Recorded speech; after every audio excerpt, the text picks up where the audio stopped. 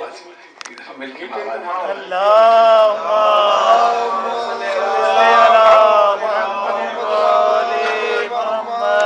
شامل محترم 12ویں سال میں حدیث کے ساتھ داخل ہو رہی ہے ماشاءاللہ سے.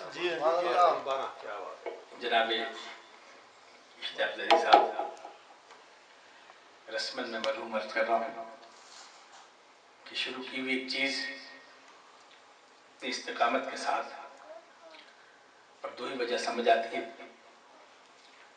ایک تو خلوص سے رکھی ہوئی بنیاد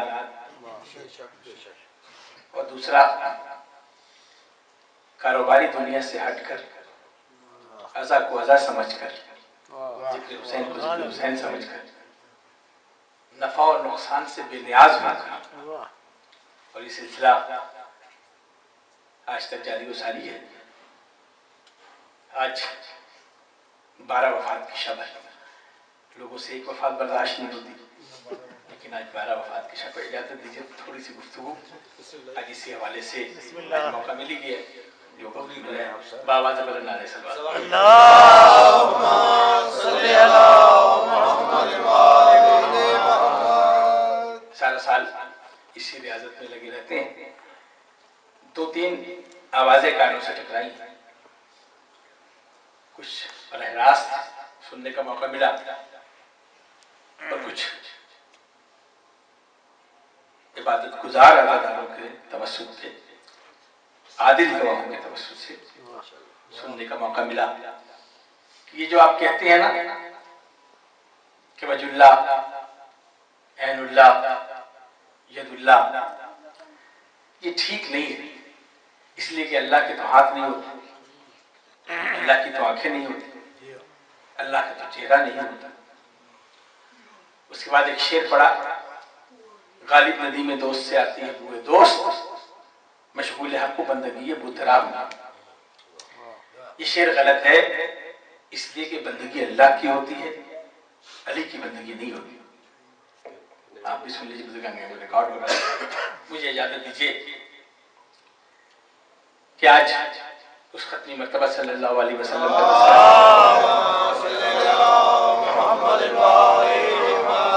جو اگر کائنات میں نہ آتا تو ہمیں کیا پتا تھا کہ اللہ ایک ہے. ہم پہ فرشتے آتے نہیں اور جس پر آ جائے اسے ساتھ لے کر چلے جاتے ہیں. تو کون بتائے کہ اللہ ایک ہے؟ یہ تو احسان ہے کسی صادق و امین کا کہ جس نے بتایا کہ اللہ ایک ہے, ہم نے اس پہ یقین کیا. توحید کی گواہی اسی رسول نے دی, ورنہ اللہ ایک ہونے کی اور کوئی سند نہیں ہے. جنت کی لالچ میں شب روز عبادت ہو رہی ہے. یہ جنت ہے کیا یہ بتائی اسی صادق و امین نے.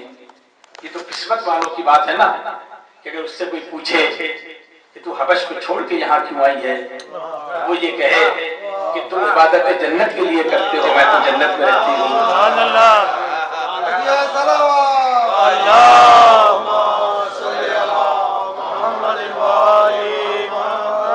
تو ہمیں کیسے پتا لگا کہ اللہ ایک ایک صادق و امین نے بتایا. آئیے اسی رسول کی بارگاہ میں جاتے ہیں کہ یا رسول اللہ, یہ آپ نے گود میں اٹھا کر یہ کیوں کہا کہ اس کا چہرہ اللہ کا چہرہ ہے, اس کی آنکھیں اللہ کی آنکھیں ہیں. حضرت زندگی صاحب سے آغاز کرتا ہوں مجلس کا. بزرگان محترم, جب ہاتھ پہ اٹھایا غور سے دیکھ رہے تھے کہ جسے مانگا تھا وہ آ گیا. ابھی کچھ زبان پہ جملے جاری ہونے والے تھے کہ جبریل کا نزول ہوا, اے رسول کیا دیکھ رہے ہو, کیا دیکھ رہے ہو؟ یہی پوچھ رہے ہو نا یہ کس پہ گیا ہے؟ تو جس کے گھر میں پیدا ہوا اس پر گیا ہے. اس کے آنکھیں ہیں اللہ ہے, اللہ کی آنکھیں ہیں. اس کے ہاتھ اللہ ہے, اللہ کے ہاتھ ہیں. اس کا چہرہ اللہ ہے, اللہ کا چہرہ ہے. کیونکہ اللہ کے تو ہاتھ نہیں ہوتے تو پھر اللہ کا ہاتھ کہنا تو شرک ہوا. خوف شرک میں لرزتے ہوئے عقیدے کے ساتھ علی سمجھ نہیں آتا. بزرگان گرامی, علی یقین کے ساتھ سمجھ آتا. دیکھیے آغاز ہے اس سال کی حدیث کے ساتھ. آج پہلے ہی دن لہجے کا تعین کر لیجیے گا اور جتنا آپ نے ساتھ دیا اتنی دور تک انشاءاللہ یہ سلسلہ چلے گا. تو جب اللہ کے ہاتھ نہیں ہو سکتے تو پھر قرآن کی آیت ہے کہ آدم کا پتلا اللہ نے اپنے دونوں ہاتھوں سے بنایا ہوا ہے. درود پڑھتا ہوں.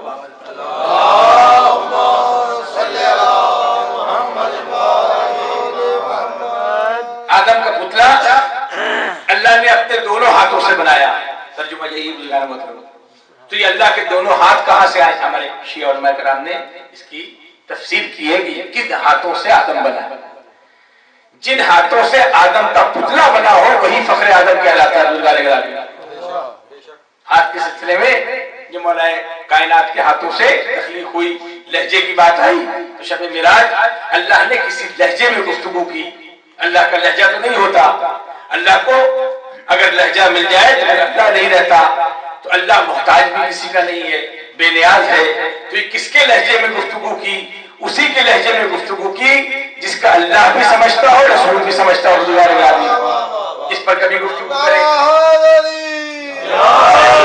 کبھی اس پر بھی غور کر لیں کہ یہ لہجہ کون سا تھا, یہ ہاتھ کون سے تھے. سارا زور اسی بات پر کہ علی کو ہاتھ کہہ دیا اللہ کا. یہ شرک ہو گیا. غالب ندیم دوست سے آتی ہے بوئے دوست. شکر ہے غالب اس زمانے میں تھا نہیں بزرگان محترم, ورنہ وہ خود ہی نپٹ لیتے اس سے کہنے والوں سے. غالب کا یہ مارکت الاعلی شعر ہے کہ غالب ندیم دوست سے آتی ہے. ریکارڈ ہو رہا بزرگان میں, مجھے نہیں پتا اس کے بعد کیا ہو. ٹھیک سے اردو بولنی آتی نہ, غیبت اور غیبت میں فرق نہ پتا, اور گفتگو غالب پر بزرگان گرامی, گفتگو شاعری پر. محسن آ گئے. چلیے جہاں سے مسائل چھوڑوں وہاں پڑھیں. گجر خان سے فون کیا تھا کہ گجر خان سے بھی براہ راست آ رہے. بڑی کوشش کی کہ اور پڑھنے والے نہیں تھے. اور محسن انشاءاللہ میرے بعد مسائل کے بعد ہی پڑھیں. بابا زمان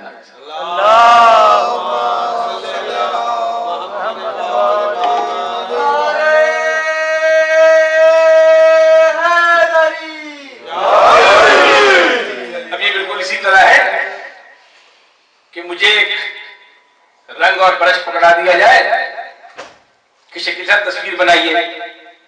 اب میں سوائے دیوار پہ سیاکاریوں کے اور تو کچھ نہیں کر سکوں بزرگان گرامی, کیونکہ یہ فن مجھے آتا نہیں اور یہ کام مجھ سے اگر لیا جائے اس لیے میں کر نہیں سکوں گا. تو آپ ہی کہیں گے جب آتا نہیں تو شروع کاہے کے لیے کیا تھا. جس لہجے کا پتہ نہ ہو, جس زبان کا پتہ نہ ہو, جس شے کا پتہ نہ ہو, اس پر گفتگو کرنے سے پہلے احتیاط کیا کیجیے. لیکن بغض علی ٹھوکر ایسے ہی کھلاتا ہے بزرگان گرامی. علی سے بغض کا نتیجہ ذلت, چاہے زیر ممبر ملے یا برسر ممبر ملے بزرگان گرامی. تو مجھے اسی پر گفتگو کرنا ہے. دیکھیے زبان ہے, شاعری ہے. شاعری میں پہلے بھی عرض کر چکا ہوں لیکن آج موضوع کے ذہن میں آ گیا. شاعری کے سب سے بڑی پہچان یہ ہے کہ شاعر جب کسی کی تعریف کر رہا ہو تو اس کو بڑھا کے بیان کرنے کے لیے جسے غلو کا لفظ کہا جاتا ہے, وہ ایسی چیز سے تشبیہ دیتا ہے کہ جس میں صفت زیادہ ہو. آسان کر دو, میرا بیٹا خوبصورت ہے, ہر ماں کا بیٹا خوبصورت ہے.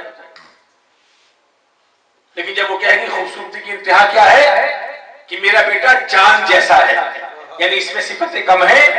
چاند میں جب وہ مکمل ہے اس لیے تشبیہ اس سے جس میں کم ہو اس کو زیادہ صفت والی چیز سے تشبیہ دی جاتی ہے.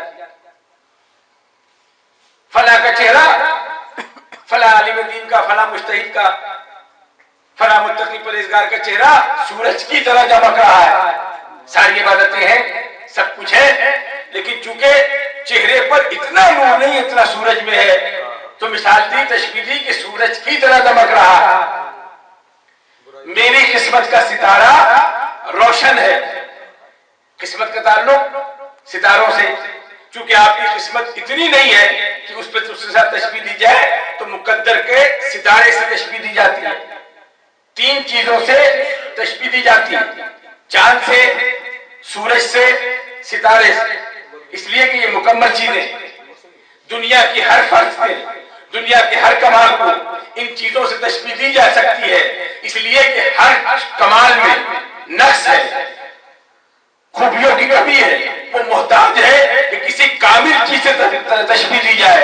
اس لیے چاند سے تشبیہ دی جاتی ہے، سورج سے تشبیہ دی جاتی ہے، ستارے سے تشبیہ دی جا سکتی ہے، لیکن آل محمد کو تشبیہ دے تو کس سے دے؟ چاند سے تشبیہ دے تو انگلی کا اشارہ پا کر دو حصوں میں تقسیم ہو جائے، سورج سے تشبیہ دے تو مغرب سے اشاروں پہ پلٹ آ جائے، اور اگر ستارے سے تشبیہ دے تو دروازے پر سجدہ کر کے بتائے. تو جب تشبیہ دینے کے لیے کوئی شے نہ ہو تو پھر غلو کیسے ہو سکتا ہے؟ غلو تو اسی کو کہتے ہیں نا جس میں صفتیں کم ہو اور اس کے لیے کسی زیادہ کمال کا حوالہ دینا پڑے. ہاں اگر کسی دنیا کو دیکھیے جنہوں نے آنا ہے چلا جانا چلے جائے گا، نہیں پسند تو ایک دفعہ بابا نے بلانا. دیکھیے میں ایک بات بہت آسانی کے ساتھ اپنے بزرگوں سے اپنے بڑوں سے کہنا چاہتا ہوں کہ دنیا کی ہر کمال کو تشبیہ دی جا سکتی ہے، لیکن آل محمد کو کسی سے تشبیہ دی نہیں جا سکتی، اس لیے کہ تشبیہ دینے کے لیے اس سے بہتر کسی چیز کا ہونا ضروری ہے. کائنات میں آل محمد سے بہتر کوئی چہرہ ہے نہیں. اگر تشبیہ دینا ہے تو پھر اسی کی ذات سے دی جائے گی جس نے اسے خلق کیا. اب اگر چہرے کا تشبیہ دینا ہے تو اس سے تشبیہ دی جائے گی جس نے انہیں خلق کیا، اور کوئی چہرہ ایسا نہیں ہے. تو اب اگر وجہ اللہ کہہ دیا تو اس میں خامی نہیں ہے، یہ زبان اور شاعری سمجھ نہ آنے کی بجائے بزرگان گرامی. اس لیے کہ علی کے چہرے کو اگر تشبیہ دینا ہے، کائنات میں کوئی دوسرا چہرہ پیدا ہوا ہو تو اسے تشبیہ دے. یاد رکھیے گا، ہر کسی کے ہاتھ کو وجہ اللہ نہیں کہا، ہر ایک کے چہرے کو وجہ اللہ نہیں کہا، ہر ایک کی آنکھوں کو وجہ اللہ نہیں کہا. دیکھیے حسینیوں کے بعد آپ خاموشی اختیار کر رہے ہیں یا احتجاج ہے، مجھے تو دھرنے کی صورت نظر آ رہی ہے. دیکھیے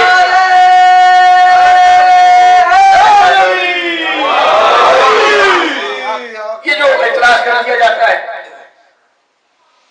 کہ مولا کائنات کی ذات کبھی شاعری میں کہ غلو کر دیا، فضیلت بیان کرتے ہوئے ذرا سے فضائل بیان کیے، انہیں اللہ کہہ رہے ہیں، حالانکہ کہنے والا غریب کچھ بھی نہیں کہتا، وہ تو علی کے فضائل بیان کرتے ہیں. علی کہتے ہی اس کو ہے جس کی فضیلت بیان کی جائے تو خدا کا گمان ہو اس کے اوپر. اور اپنے غریبی نے تو دستی لگے ہاتھوں مسئلہ ہی حل کر لیا. ان کے منہ سے یہ بات جچتی بھی ہے بزرگان گرامی، تو کم سے کم ہمارے منہ سے تو بات آپ کو ویسے ہی گرا گزرتی ہے. انہوں نے جب کہا وہی مان لیں کہ آپ علی کو خدا کہہ دیا تو کون سی ایسی برائی کری، کون سے ایسے گناہ کر دیا. آپ میر تقی میر کو خدا سخن نہیں کہتے، میر انیس کو خدا سخن نہیں کہتے. جب وہ سخن کا خدا ہو سکتا ہے تو یہ سخاوت کا خدا نہیں ہو سکتا. ایسے عالم جسے ادب کا تڑکا لگا ہو بزرگان گرامی، جو زبان کو سمجھتا ہو، جو شاعری کو سمجھتا ہو، وہ کبھی ایسی گفتگو نہیں کرے گا. اس لیے کہ اور جتنی صفتیں ہیں وہ محتاج ہیں لفظوں کی کہ لفظ انہیں آسمان پر لے جائے یا زمین پر لے آئے، جتنی اور صفتیں ہیں. لیکن اہل محمد وہ ہے کہ لفظ ہاتھ باندھ کے کھڑے ہوتے ہیں کہ اگر ہمیں اذن ملے گا تو اسی در سے ملے گا. اتنا وقت نہیں ہوگا. بعض زبان میں دیکھیے مجھے رسالت میں گفتگو کرنی وہاں تک نوبت ہی نہیں آ رہی، کیونکہ ایک گھنٹہ کا ہے، میں بتا رہا ہوں کہ ایک گھنٹہ کیسے پڑھوں گا بزرگان گرامی، اس لیے کہ 15 منٹ کے عادی ہیں آپ لوگ. لیکن میں کوشش کرتا ہوں آواز بلند نہ رہے.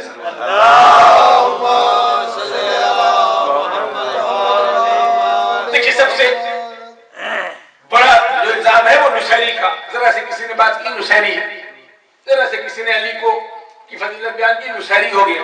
ممبروں سے کہا جا رہا ہے کہ یہ 3 ایسے بڑی شخصیتیں ہیں مسلک جعفریہ کی ممبروں کی جو نصیریت پھیلا رہے ہیں. نصیریت پھیلنے والی چیز نہیں ہے بزرگان گرامی. شہادت علمی کی 4 مصرے شاید میری بھی جان چھوٹ جائے اور آپ کی بھی. جو نصیری ہے علی کو کیوں خدا کہنے لگے، اس مقدمے کی سماعت سرسری کر دیجئے. شک ہوا بندے میں اوصاف الہی دیکھ کر، شک کا ان کو فائدہ دے کر بری کر دیجئے. شکی ہے نا بزرگان مطلب اوصاف الہی، بس میں معصوم کا قول ہے اور ماشاءاللہ مدرسوں میں پڑھائے جانے والی چیز ہے بزرگان گرامی، یونیورسٹیوں میں نہیں پڑھائی جاتی. معصوم سے پوچھا گیا کہ مولا آپ کی تعریف کہاں تک کی جائے؟ کہا بس ہمیں اللہ نہ کہنا اور جو تمہارے جی میں آئے کہہ دینا. اس لیے کہ جانتے ہیں کہ انسان کی عقل جہاں دم توڑتی ہے وہاں سے آل محمد کے فضائل شروع ہوتے ہیں. اب صفات الہی کیا ہے؟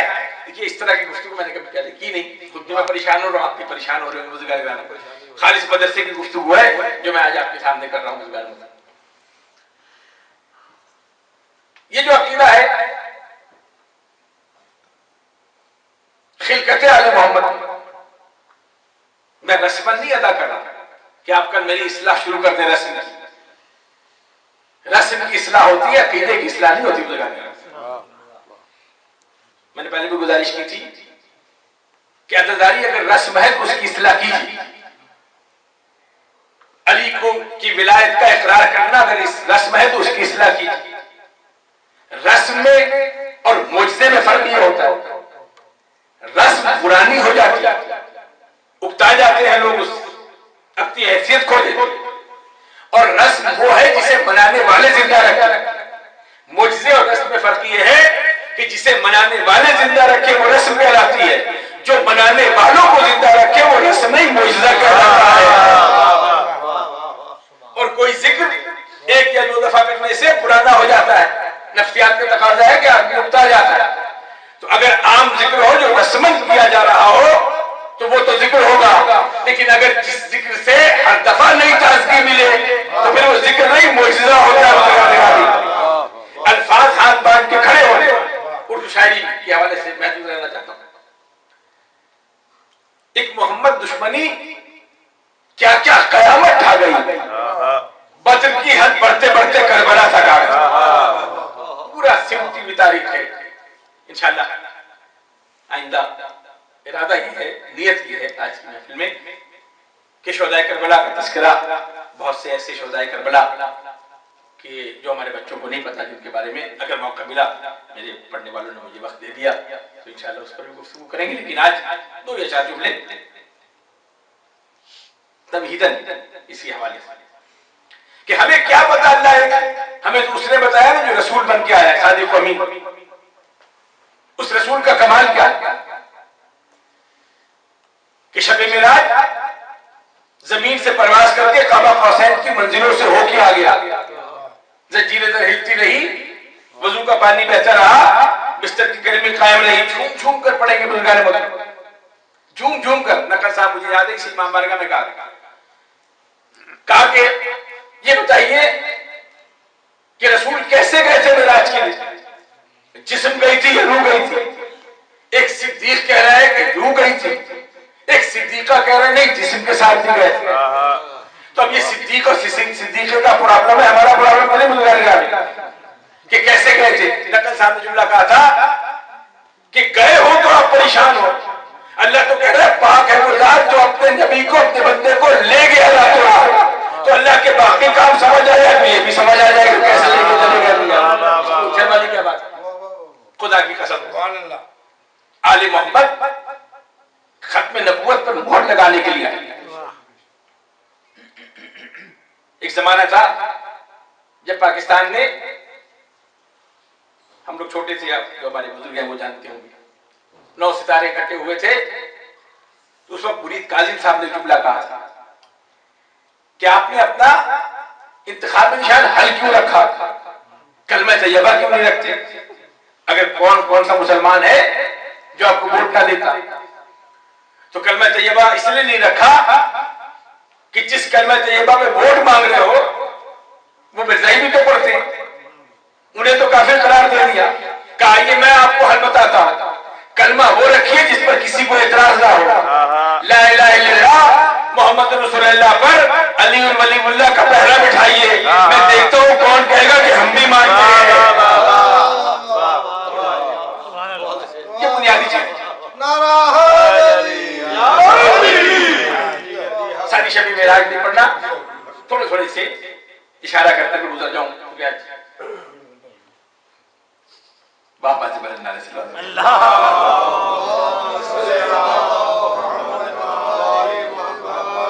دیکھیے، اگر میں چاہوں تو میلے کا شوق بھی پورا کر سکتا ہوں، صحن میں دوڑنے کا شوق بھی سنایا جا سکتا ہے، اس زبان سے بھی رسول کی تعریف کی جا سکتی ہے۔ لیکن آئیے اس سے کیوں نہ پوچھیں جو چادر کے نیچے لیٹنے کے بعد، سب کو دامن میں سمیٹنے کے بعد اس نے ان کا تعارف کرایا جسے خالق کہتے ہیں۔ بزرگان گرامی،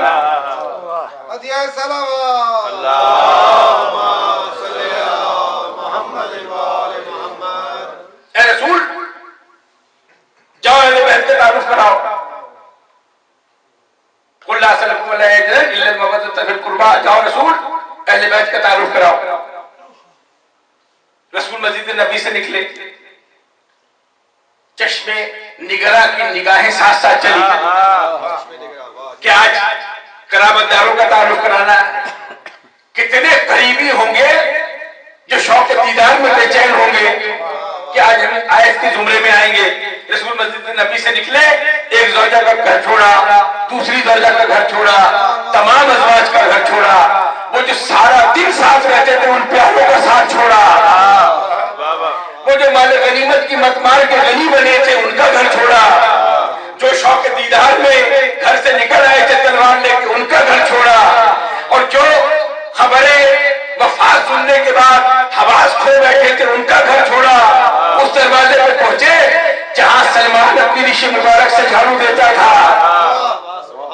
میں نے کہا یہ کیوں یہاں پہنچے؟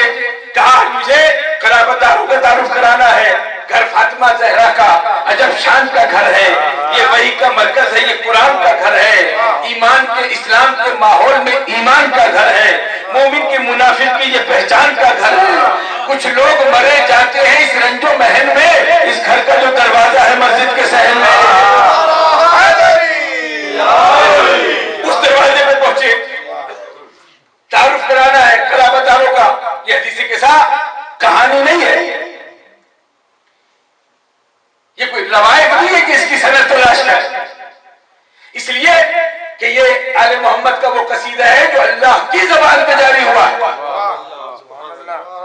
یہ باتیں کرنے کی نہیں بزرگان، دعائے کو میں خراب ہو، مولا کی دعا، مولا کی تعلیم کی بھی دعا، لیکن وہ اپنے گناہوں کی رضامت پہ، میں نے یہ گناہ کیا، بارے اللہ مجھے معاف کر۔ تعلیم دینے کے لیے مولا کائنات تعلیم دے رہے، تو کہ نعوذ باللہ اس میں جو کچھ ذکر ہے وہ مولا کائنات اپنی ذات کے حوالے سے بات کر رہے ہیں، ندامت کا پسینہ ہے۔ میں نے کہا وہ جملہ دوہرا رہا ہوں بزرگان کا، دعائے کمہل بھی مولا کی تعلیم کی ہوئی، حدیث قصہ بھی مولا کی قصیدہ، دونوں میں فرق یہ ہے کہ دعائے کمہل میں بھی آنسو نکلتے ہیں، آنکھوں سے آنسو جاری ہوتے ہیں، چشمہ ایک ہی ہے، دونوں جگہ آنسو جاری ہونے کا، اور فصل اعلیٰ پہ بھی انہیں آنکھوں سے آنسو جاری ہوتے ہیں، لیکن وہ چونکہ اپنے گناہوں پہ آنسو ہے اس لیے ان آنسوؤں کا پتہ نہیں اس کے خاک ہو گئے، کہاں گم ہو گئے، وہ ان کو جانتا نہیں، لیکن فرش اعلیٰ پر رہنے والا ایک آنسو ضائع نہیں ہوتا، رومال زہرا کی زینت بن جاتا ہے۔ تو بزرگان محترم اس پہ اختلاف نہیں ہے، یہ آل محمد کی فضیلت کا قصیدہ ہے، اور پڑھا کس نے ہے؟ اس رسول نے جس نے اللہ کی توحید بتائی، جس نے قیامت بتائی، جس نے ملائکہ کا تعارف کرایا۔ بس مختصر اسی سے آغاز کرنا ہے۔ چادر کے نیچے جمع ہو گئے، اب چادر کے نیچے جمع کیسے ہوئے یہ بھی ایک عجیب سلسلہ ہے۔ ہمارے ایک بہت بزرگ دوست دنیا سے رخصت ہو گئے، آپ بھی جانتے ہیں، اسرار صاحب، انہوں نے کہیں سنایا کہ ایک مولانا صاحب جب بھی گفتگو کرتے تھے کہتے رسول بیٹھے تھے، اتنے میں پہلی شخصیت آئی، پھر دوسری شخصیت آئی، پھر تیسری شخصیت آئی، کہتے جب سال تک سنتے رہے تو ایک صاحب نے کھڑے ہو کے کہا کہ کیا یہ رسی سے بجے ہوئے تھے کہ اسی ترتیب سے آتے تھے؟ کبھی تو ترتیب بدلی ہوگی بزرگان گرامی، کبھی کوئی 2 نمبر والا پہلے آ گیا ہو،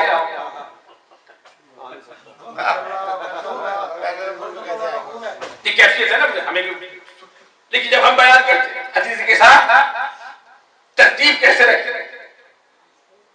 ترتیب اگر ہم نے رکھی ہوتی تو ہم آپ کو بتاتے، لیکن آج تعارف ہے آل محمد کا، حدیث کے ساتھ ایک نئے نئے گوشے، تعارف ہے آل محمد، یہاں تعارف ذات کے حوالے سے نہیں کرایا، منصب کے حوالے سے کرایا، اسی لیے جس کا منصب جتنا بلند تھا وہ پہلے آیا، سب سے پہلے کون آیا بزرگان گرامی؟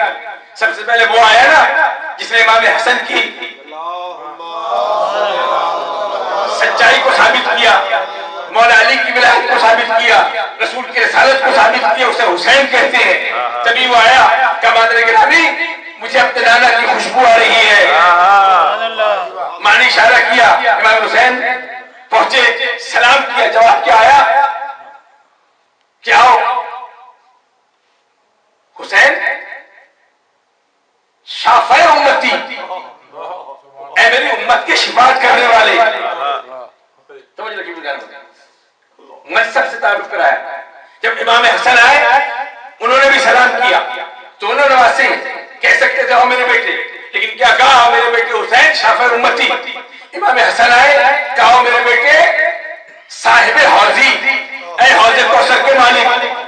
اس کے بعد مولا کائنات ہے، کہا میرے بھائی صاحب لوائی، اے لوائی حمد کے تھامنے والے۔ حسین آئے کہا شافع محشر، حسن آئے کہا صاحب حوضی، علی آئے کہا صاحب لوائی۔ تینوں کا تعلق اس دنیا سے نہیں آخرت سے ہے، اس لیے کہ حوض کوثر آخرت میں ہوگا، شفاعت کا تعلق آخرت سے ہوگا، لوح کا سایہ لوائی، لوح حمد کا سایہ علی کے ہاتھ میں ہوگا، اس سب کا تعلق آخرت سے ہے۔ عجیب شے ہے اہل بیت بھی، زمین پہ ہو تو زمین والا آخرت سے تعلق کراتا ہے، آسمان والا چاہے تو زمین میں رشتوں سے تعلق کراتا ہے۔ جب رسول نے تعلق کرایا تو آخرت کے حشر کے منصب سے، لیکن جب اللہ نے یہ لفظ بدل لوں، زمین پہ بیٹھا ہوا رسول جب تعلق کراتا ہے تو حوالہ آسمانوں کے ہوتے ہیں، اور جب آسمان پہ بیٹھا ہوا تعلق کراتا ہے تو آسمانوں کے حوالے نہیں ہوتے۔ وہ فاطمہ تو وہ ابوہا وہ بالوہا وہ بلوہا، یہ فاطمہ ہیں، یہ ان کے والد ہیں، یہ ان کے شوہر ہیں، یہ ان کے بچے ہیں۔ زمین والا آسمان کا تعلق۔ اب سمجھ آئی کیوں کہا تھا مولا کائنات نے ہم سے پوچھ لو جو کچھ پوچھنا ہے، ہم زمین کے راستوں سے بہتر آسمان کے راستے جانتے ہیں۔ ایک وہ شبد گانا مطلب علماء کرام کی نظر کر رہا ہوں، میں تو طالب علم، جو جہاں سے آتا ہے وہ وہاں کے بہتر راستے جانتا ہے۔ اب میں گاؤں سے آیا ہوں، اب آپ کو کیا پتا کہ وہاں کیا صورتحال ہے، میں ہی بہتر جانتا ہوں نا کہ کون سا موڑ کہاں مڑتے ہیں، شہر کے لوگوں کو کیا پتا۔ اب جو یہ کہہ رہے ہیں کہ پوچھ لو جو کچھ پوچھنا ہے، میں زمین سے بہتر آسمان کے راستے جانتا ہوں۔ محمد مصطفیٰ کا یہ کمال نہیں ہے کہ وہ شب معراج آسمانوں پہ کیسے چلے گئے، ان کا کمال یہ ہے کہ آسمان والے زمین پر کیسے آ گئے۔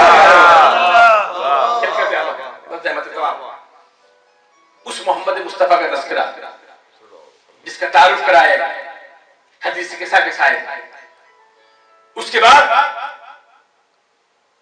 آل محمد کا کوئی فرق نہیں ہے جس نے رسالت کی گواہی نہ دی، کبھی تلواروں کے سائے میں لیٹ کر گواہی،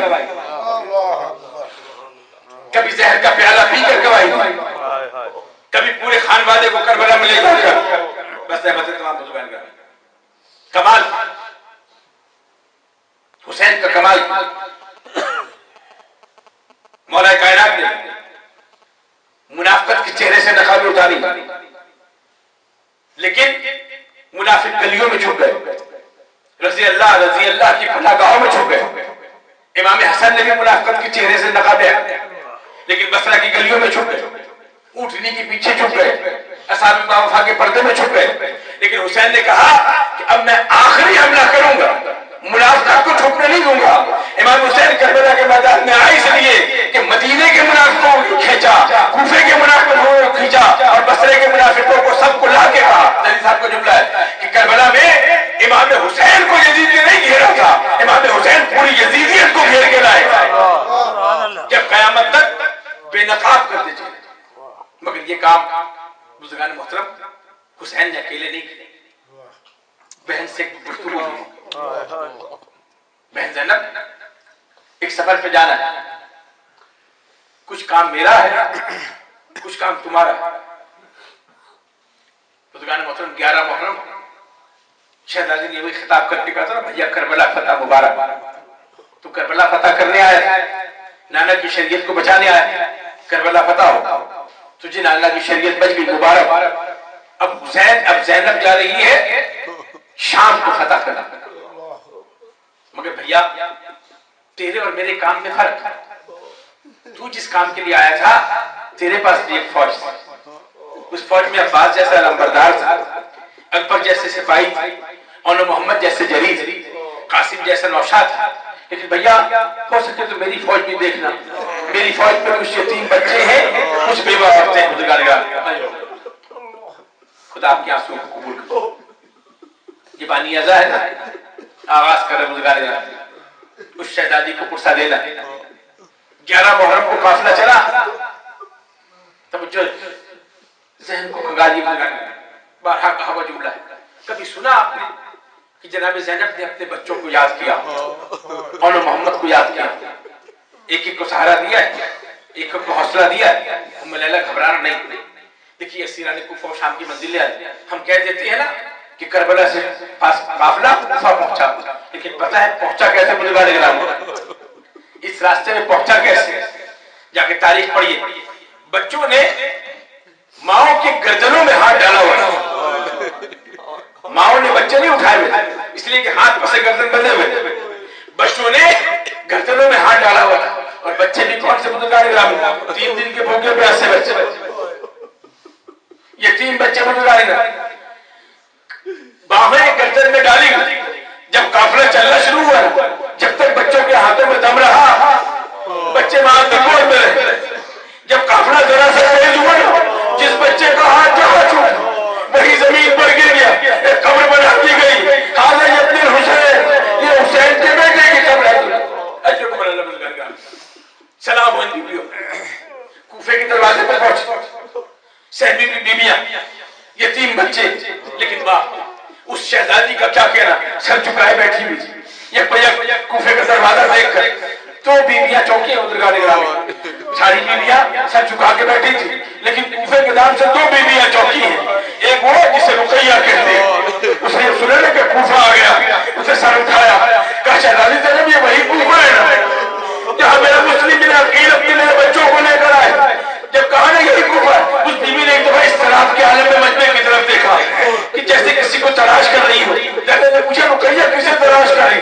کہ شہزادی میرا دل کہتا ہے کہ میرے ابراہیم و محمد کہیں سے نکل کر آ کے میری گردن میں ڈال ہے. اجر کو بنا بزرگان گامی. اور ایک بیوی وہ جب کوفے کا دروازہ آیا, سید سجاد یہ وہی کوفہ ہے نا جہاں میں شہزادی بن کر آئی. زینب کو یاد نہیں آیا وہ بزرگان گامی کہ زینب کوفہ کس طرح آئی. علی کی حکومت ہے, کہا 18 بھائیوں کو میری زینب کو مدینے سے کوفہ لاؤ, لیکن خبردار لانے کا طریقہ بتایا, رات کے اندھیرے میں نکلنا. رات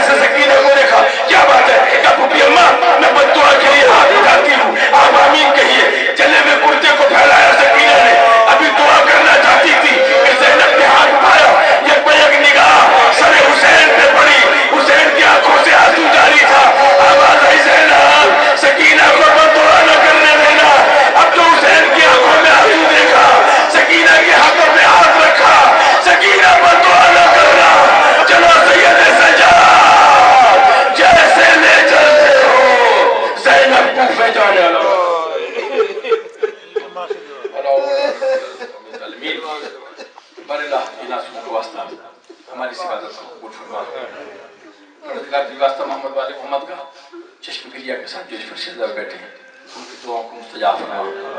پروردگار جی واسطہ محمد والے محمد کا جناب اشتیاق زہری صاحب، شاہ ناصر صاحب اور نصیر جعفری صاحب، وہ بزرگ، وہ عزادار جن کی پہچان عطا دی پروردگار، وہ اپنے اس امام کی بارگاہ میں پہنچ چکے پروردگار، ان کے صدقے ہمارے گناہوں کو معاف فرما، ان کو درجات عالیہ عطا فرما۔ پروردگار کی واسطہ محمد والے محمد کا جو بیمار ہیں شفا کاملہ عطا فرما۔ جناب شام صاحب، خواجہ مصطفیٰ صاحب ہمارے شاہد حمدانی کی ہمشیرہ، وہ بیمار ہیں، عاصم کا بیٹا علیل ہے، عاصم کا بیٹا علیل ہے، اور منور مہدی صاحب کے بھتیجے، پروردگار جن کے نام لیے جا رہے ہیں بیماروں کو خاص طور پہ، اور جو بیمار ہیں انہیں بیماری کربلا کا واسطہ انہیں شفا کاملہ عطا فرما۔ پروردگار جو بیماری کربلا کی اس بیماری کا واسطہ جو صرف روز عاشور تک تھی، عصر عاشور تک تھی، پروردگار اس کے پاس ایک سجاد کو کسی نے بے ہوش ہوتے نہیں دیکھا، توق پہنایا گیا، کڑیا پہنائی گئی۔ پروردگار جو اس بیماری کربلا کا واسطہ بیماروں کو شفا کاملہ عطا فرما۔ جو بے اولاد ہیں اولاد کی نعمت سے سرفراز فرما، جو بے روزگار ہیں پریشان ہیں ان کی پریشانیوں کو دور فرما۔ پروردگار جہاں جہاں پر شہزائے حسینی بشتی ہے ان گھروں کو قیامت تک آباد اور شاد۔ پروردگار سلسلہ اسی طرح جاری و ساری رہے، جہاں جہاں یہ فرشادہ بشتی پروردگار ان گھروں کو رحمت اور برکت سے بھر دے۔ پروردگار تو یہ واسطہ محمد والے محمد کا عزداری ہمارے بچوں میں برسے کی صورت منتقل فرما۔ پروردگار ولائے علی کی دولت اور رضائے حسین کی یہ دولت ہماری نسلوں میں منتقل فرما۔ قیامت کے دن ہمارا شمار کہیں اور ہو یا نہ ہو لیکن ہمیں عزدار نزول کربلا میں شامل۔ ربنا تقبل منا انک انت السمیع العلیم۔ ایک دفعہ سورہ الحمد